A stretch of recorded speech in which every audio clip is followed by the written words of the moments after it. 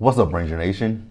It's your boy JB, and I am here this morning with a new episode of Power Rangers Beast Morphers.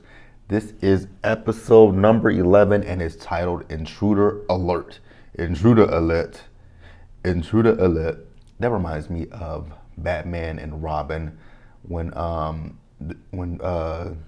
Silverstone's character Barbara found the Batcave, and Alfred's voice kept saying Intruder Alert.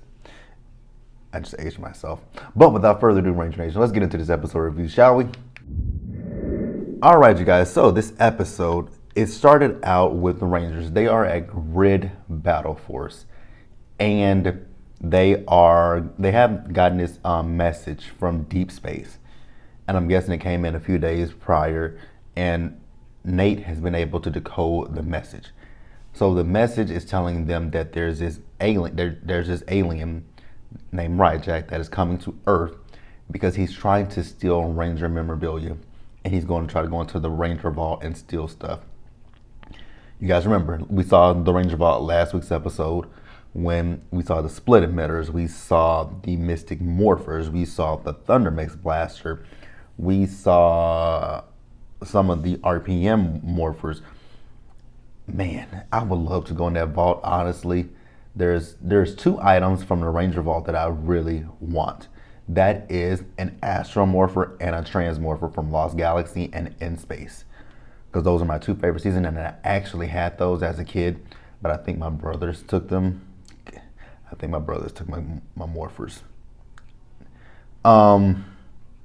So, like I said, Ryjack's coming to Earth to go in the Ranger Vault, take stuff from the vault. So now they have to find a way to protect it. And Ben and Betty said, we're on the case. And Commander Shaw says, okay, if you guys are on the case, I'm gonna let you guys have it, but let me know what you find. So then the Rangers also get a notification that there is an alien that is stealing Morphex energy from one of the towers. So the Rangers are like, okay, we'll go and stop it, because they are under the impression that it's Ryjack. So they do get to the tower, and there is an alien robot that's there stealing Morphex energy in what looks like a mask of some sort. So the Rangers try to stop him, and he puts his hand up to them, and he's when he speaks, it's not English, it's like an alien language. Steele asks Nate, does he understand him? And Nate says, I don't speak alien, Steele. He says, you don't? You gotta love Steele. But so the Rangers, they stop him, but he leaves behind his little mask, and the alien looks like the last suit that Ryan still had in VR Troopers. Now I don't know if Chaku, if this suit is before Ryan Steele or if it's after Ryan Steele's final suit, the blue one. You guys let me know in the comments, because I don't really know too much about the Sentai counterpart that VR Troopers was made off of. So let me know in the comment section below. Let's move on.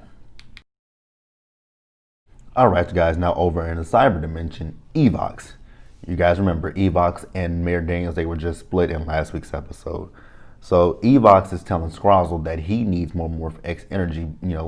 That time that he was pretending to be the mayor, that human DNA has really drained him. And then Ryjack shows up saying that he wants to go to Grid Battle Force and steal some of the Ranger, arsenal from the past. Okay. And they say, okay, we'll help you, but you got to help us. And what they want for him to do is they want for him to destroy the Grid Battle Force Rangers, and they also need to get more Morph-X energy for Evox. So we find out also that, Ryjax has created, he can recreate things. He's recreated a Vargoyle. This time he's in all gold, which I actually love that, all gold. But he has this thing around his neck where Ryjack is actually controlling him. So he's under Ryjack's control. He's actually Ryjack's servant. So I'm gonna toss this in. It doesn't really 100% go with the story, but it kind of does. This scene with Ben and Betty, where they were at Grid Battle Force and they were setting up an intruder, an alarm system that would let them know when someone is trying to break into the vault. Unfortunately, they got themselves caught up in the trap. They were trying to get out of the vault, but Ben sneezed and hit one of the the actually it's kind of, if you guys are if you I feel like I'm about to age myself. If you guys are familiar with the Home Alone movies, it's like one of those traps that he used to Kevin and the in Home Alone 3, the boy's name was Alex. More specifically, Alex in Home Alone 3. He had something like, he had a trap set up just like that, where if they tripped over the string, actually it was like that in Home Alone 1 and 2. There were scenes where if they tripped over something, it would have a chain reaction of something. So unfortunately, Ben and Betty got caught in their own trap. But let us move on, shall we? All right, you guys. So you remember the alien that the Rangers think is Ryjack. He returns to the vault, and he's trying to get the thing that he left behind earlier. So Nate tells the others that the silent alarm went off. So they go to the vault. They find him. They stop him once again, and this time they're going to put him in a detainment center. So then they get a call from Commander Shaw letting them know that more alien DNA has been found. So the Rangers are going to intercept that alien DNA that they that the commander's telling them about. And then when they get there, they actually see that this is Ryjack, and they also see Vargoyle as well. So, they get ready to battle with Vargoyle and with Ryjack. And Ryjack says, let me invite some friends along. And he materializes the Putty Patrollers. Man, Rita's putties. Well, actually, Finster's putties, because Finster is the one that made them from clay. And then the Vivics from Power Rangers Dino Charge.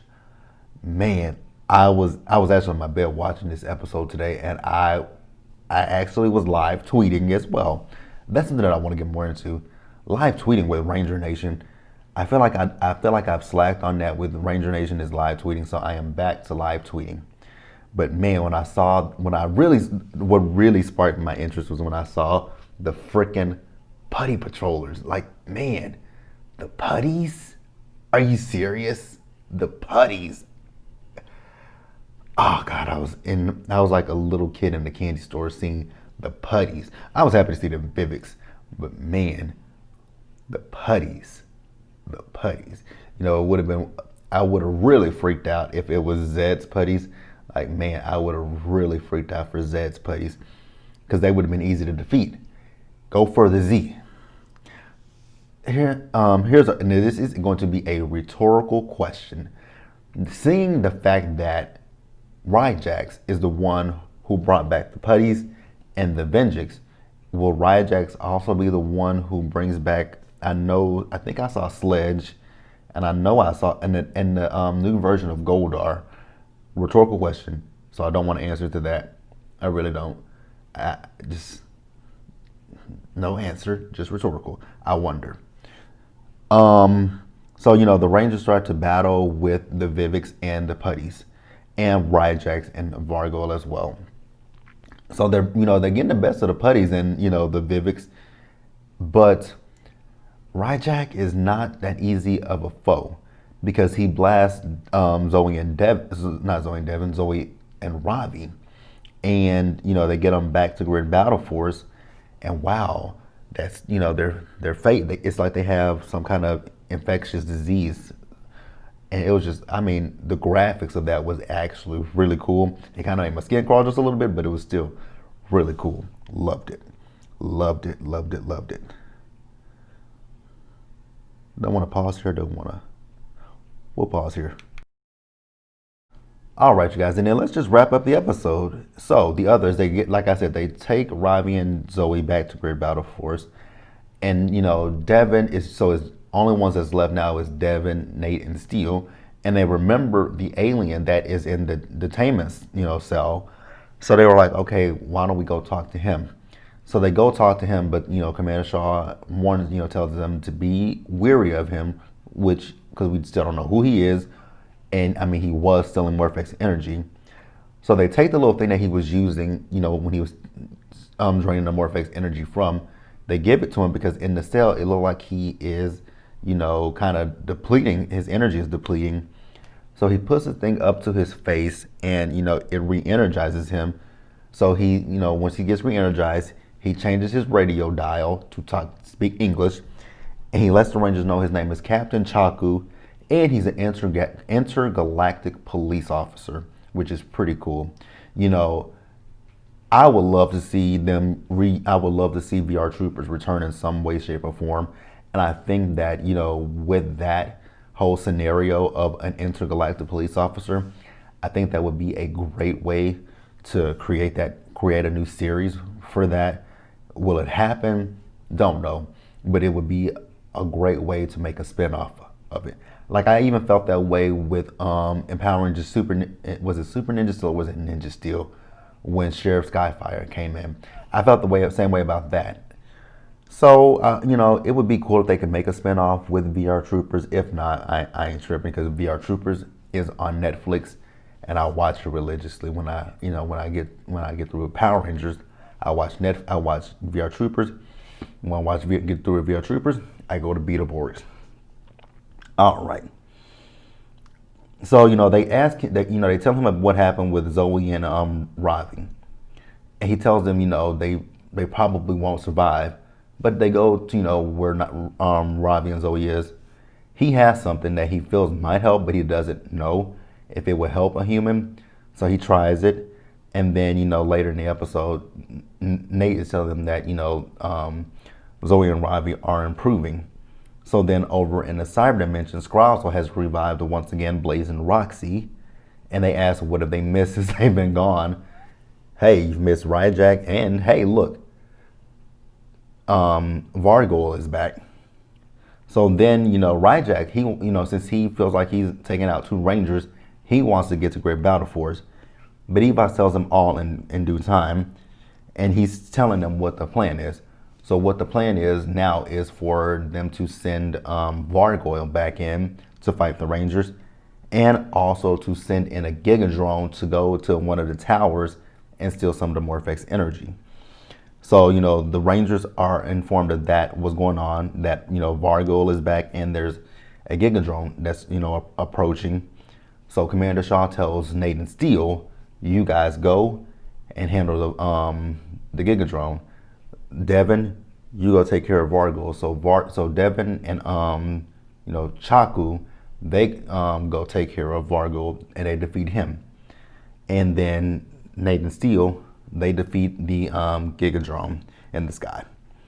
So then at the end of the episode, everyone is apologetic to Captain Chaku for jumping to conclusions, assuming that he was Ryjack. He's like, it's all good, no harm, no foul. And, we're going to have to wrap this up with Ben and Betty. So Ben and Betty, you guys remember, they were in charge of making an alarm system that will stop Ryjack from getting to the vault. Well, they did come up with a system, but it only worked for those 2 because they had this little badge on, and anyone who doesn't have on said badge, the alarm system will trip them up, and it tripped up everybody else except for them.